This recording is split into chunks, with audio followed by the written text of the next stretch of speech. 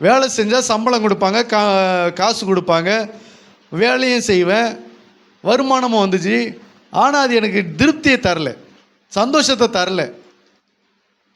ஏன் அப்படின்னா, சில வேலைகள் சில கஷ்டமாக இருக்கும், ரொம்ப கஷ்டமாக இருக்கும்.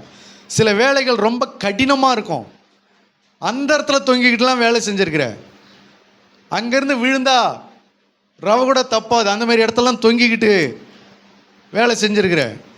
அப்படிப்பட்ட ஒரு சூழ்நிலையில் அப்போ நான் யோசித்து பார்ப்பேன், இவ்வளோ கஷ்டப்பட்டு செய்கிறோமே, இதில் நமக்கு பலன் வருமா, பணம் மட்டும் வருமா?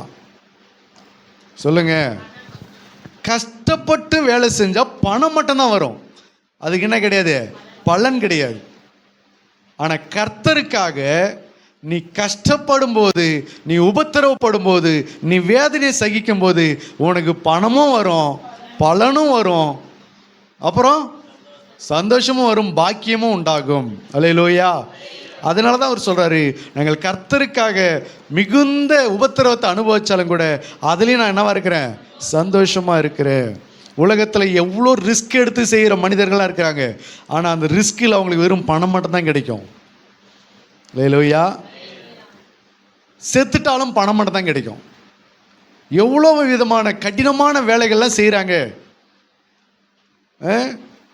வெயிட்டான வேலை செய்கிறாங்க, கடினமான வேலை செய்கிறாங்க, பாரமான வேலை செய்கிறாங்க, பசியோட வேலை செய்கிறாங்க, பலவிதமான கஷ்டத்தோடு வேலை செய்கிறாங்க. அதில் அவங்களுக்கு கிடைக்கிறது என்ன அப்படின்னு கேட்டால் பணம் மட்டும் தான் கிடைக்குது. அதை தாண்டி போனால் இன்னும் கொஞ்சம் அதிகமாக பணம் கிடைக்கும், அவ்வளோதான். அரசியல் தலைவருக்காக இறந்து போகிறாங்க, என்ன கிடைக்கும், பணம் மட்டும்தான் கிடைக்கும். அரசாங்க வேலை செய்து இறந்து போகிறாங்க, ஆக்சிடென்ட்டில் இறந்து போகிறாங்க, என்ன கிடைக்கும், பணம் மட்டும்தான் கிடைக்கும். ஆனால் கர்த்தருக்காக நீ மரித்தாலோ, கர்த்தருக்காக நீ உபத்திரவப்பட்டாலோ உனக்கு பணம் மட்டும் கிடைக்காது, பணத்தோடு கூட பலனும் சேர்ந்து பாக்கியமும் சேர்ந்து புண்ணியமும் கிடைக்கும். அல்லேலூயா. இது அந்த புண்ணியம் இங்கே மட்டும் இருக்காது, அது முடிவு பறிந்து நிலைத்து நிற்கும். நீ செத்து மறுபடியும் பரலோகம் போனாலும் அங்கேயும் அந்த புண்ணியம் உனக்கு இருக்கும், அங்கேயும் அந்த பலன் கிடைக்கும். அப்போ வேலைக்கு போகும்போது இதை நினச்சி பார்க்குறேன், இங்கே இந்த இவ்வளோ கஷ்டப்பட்டு வேலை செய்கிறதுனால நமக்கு பணம் மட்டும் தான் கிடைக்கும். அந்த பணம் எது வரைக்கும் இருக்கும்?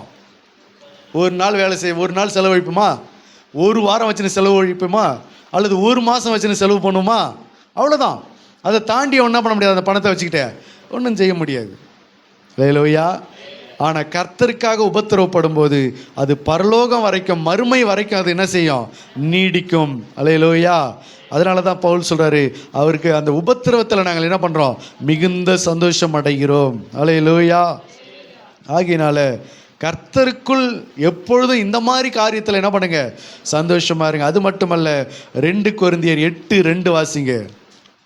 மிகுந்த உபத்திரவத்தினாலே, அவர்கள் மிகுந்த உபத்திரவத்திலே சோதிக்கப்படுகையில் கொடிய தரித்திரம் உடையவர்களாயிருந்தும் தங்கள் பரிபூர்ண சந்தோஷத்தினாலே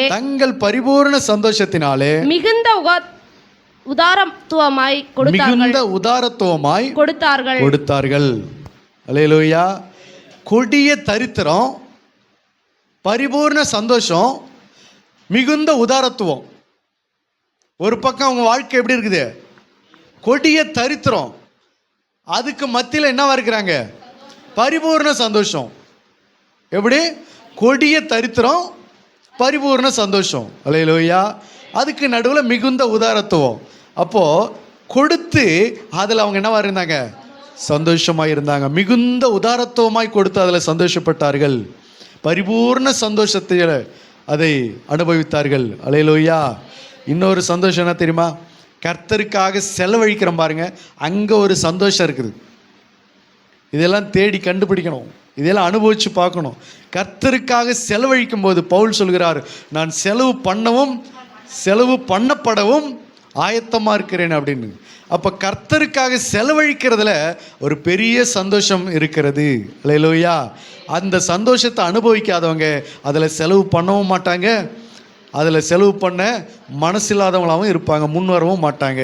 அதில் ஒருத்தவங்க செலவு பண்ணி அதில் சந்தோஷத்தை அவங்க கண்டுபிடிச்சதுனால தான் அநேகம் பேர் இன்றைக்கி என்ன செய்கிறாங்க, கொடிய தரித்திரமாக இருந்தாலும் மிகுந்த உதாரத்துவமாய் கொடுக்குறாங்க. ஏன்னா அதில் ஒரு பெரிய சந்தோஷம் காத்திருக்கிறது. அல்லேலூயா. கஞ்சத்தனத்தோடு கொடுத்தோம்னா சந்தோஷம் கிடையாது, அவிசுவாசமாக கொடுக்கும்போது சந்தோஷம் கிடையாது. விசுவாசத்தோடு உற்சாகமாய் கொடுக்கும்போது அங்கே என்ன உண்டாகிறது? சந்தோஷம் உண்டாகிறது.